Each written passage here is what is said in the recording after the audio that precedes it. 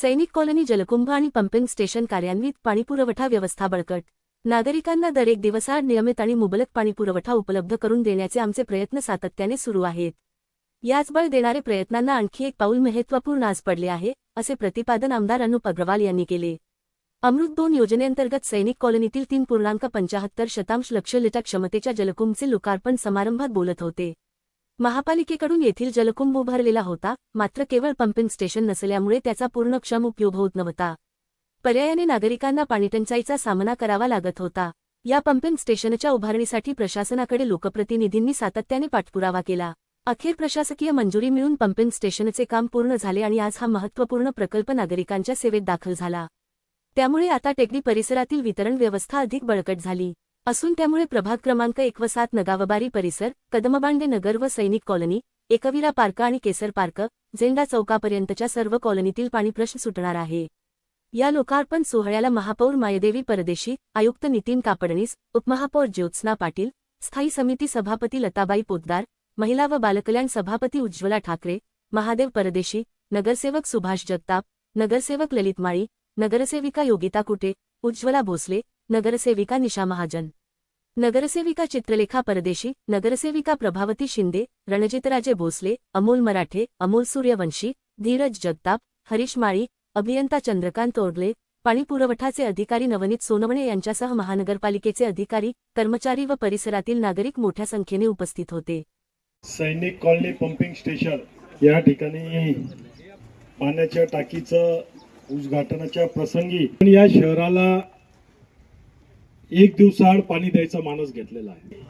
त्या दिशेने आपण वाटचाल चालू केलेली आहे।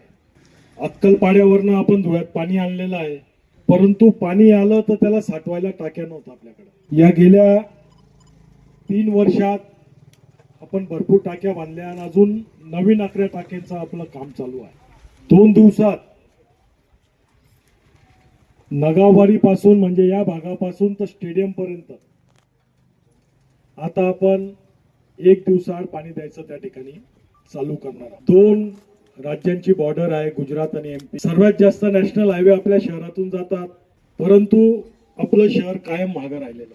जळगावपेक्षा जुनं शहर आपलं आहे, तरी आपल्या पुढे जळगाव गेला आपण मागे राहिलो। नाशिक पुढे चाललं गेला फार आपण मागे राहून गेलो। संभाजीनगर पुढे चाललं गेला आपण मागे राहून गेलो।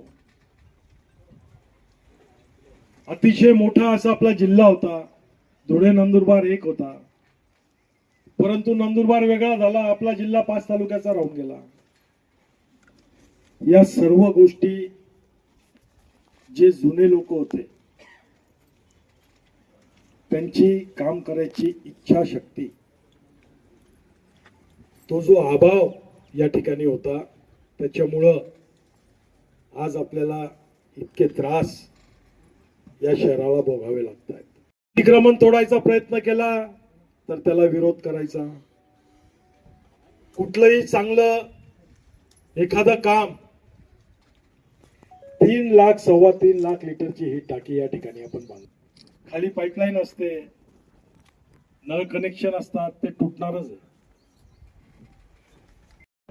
आपण लढा देऊ आणि शेवटी विजय हा सत्याचाच होणार आहे आणि सत्याच्या बाजूने तुम्ही आणि मी आपण सर्वजण आहोत, म्हणून या शहराचा विकास नक्कीच होणार आहे।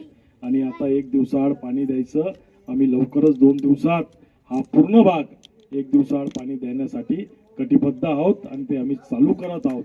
त्याबद्दल सर्व नागरिकांचंही मनापासून अभिनंदन करतो आणि प्रशासनालाही धन्यवाद देतो का त्यांनी माझ्या आव्हानाला तत्परता दाखवत कालच आम्ही मीटिंग घेतली आयुक्त साहेबांच्या आणि महापौरांच्या नेतृत्वात। त्या ठिकाणी सर्व वॉलमन, सर्व इंजिनियर होते, सर्वांनी आम्हाला शब्द दिलेला आहे का पुढच्या 20 तारखेपर्यंत पूर्ण शहराला एक दिवस आड पाणी द्यायचा मी प्रयत्न करणार आहोत आणि मला खात्री आहे का ते नक्कीच या ठिकाणी करतील।